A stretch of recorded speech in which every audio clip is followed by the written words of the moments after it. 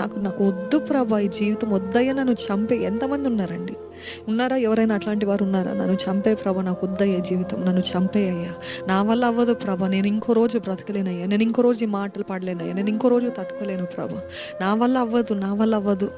ఈరోజు ప్రతి క్రైస్తవునికి నాకు తెలిసినంత వరకు ఏదో ఒక విషయంలో, ఏదో ఒక సంఘటనలో ఈ మాట తప్పకుండా వస్తుంది.